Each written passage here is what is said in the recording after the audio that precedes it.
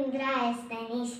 അവധിക്കാലത്ത് മധുര മലയാളം എന്ന പ്രവർത്തനത്തിന്റെ ഭാഗമായി എനിക്ക് ലഭിച്ച പുസ്തകമാണ് മൃഗക്കുട്ടികൾ.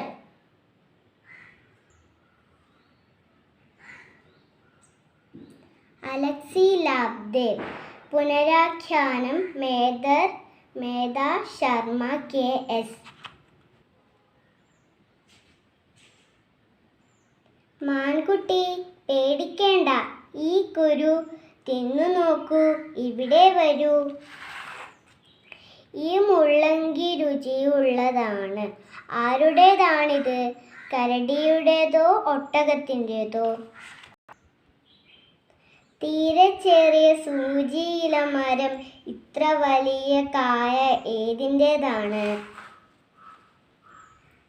കൂട്ടുകാർ ചിലപ്പോൾ ഏറ്റുമുട്ടും. എന്നെ കൊമ്പുകൊണ്ടിടിച്ചാൽ നിന്നെ ഞാൻ തൊടിക്കും.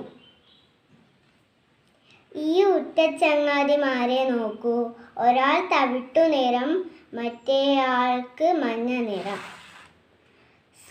സോദരാ, എൻ്റെ വഴിക്ക് നീ വന്നാൽ നമുക്ക് അന്യോന്യം സഹായിക്കാം. എൻ്റെ തൊട്ടടുത്തൊരു തുമ്പി വന്നു. എങ്ങോട്ടാണത് പറന്നുപോയത്? നിറം കൊടുക്കാനോ വരയ്ക്കാനോ? നിലത്തിരിക്കുമ്പോൾ ഞങ്ങൾ ചായക്കൂട്ടുകൾ നിലത്തു വയ്ക്കും.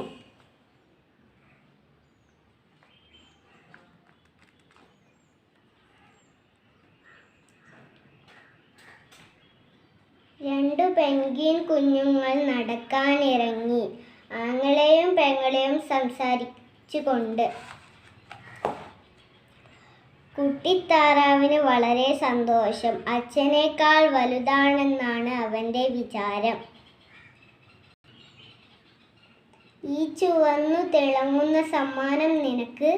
ഇത് നിനക്ക് ഇഷ്ടമായി കാണും, കാരണം എനിക്കിതിഷ്ടമായി. ഓ, നമ്മുടെ ആഹാരം ഇനി വേണ്ട.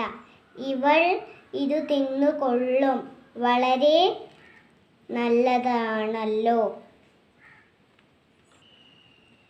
മെല്ലെ നീങ്ങുന്ന രണ്ടൊച്ചുകൾക്ക് അത്ഭുതം. അവർക്ക് സ്വന്തം കണ്ണുകളെ വിശ്വസിക്കാനാവുന്നില്ല. ഇതുപോലെ ആരൊളിച്ചു കളിക്കും? ചാരപ്പൂച്ചേ, നിന്റെ വാൽ എനിക്കു കാണാം. നമ്മളെല്ലാവരും ഒരുമിച്ച് ഒരു തൂവലിനേക്കാൾ ഭാരം കുറവ്. കുളിയൊക്കെ എനിക്കിത്ര മാത്രം. ഇങ്ങനെയാണത്, കണ്ടോ? ഈ തൂവലുകൾ വച്ചപ്പോൾ അവൻ്റെ ഒരഹങ്കാരം. നമുക്ക് സ്വന്തം തൂവലുകൾ വളർത്താം, അവ ഇതിലും നല്ലതായിരിക്കും. തണ്ണിമത്തൻ്റെ പുറന്തോടുകൊണ്ടൊരു സീസോ. എന്തു രസം, എന്തൊരു കണ്ടുപിടുത്തം. വായിലേക്ക് ഒന്നോ രണ്ടോ മഞ്ഞുതുള്ളി. ഇത്ര വലിയ പക്ഷി ഏത്? കൊത്തിയെടുക്കാം. മഴ നനയാതൊരു കുടക്കീഴിൽ.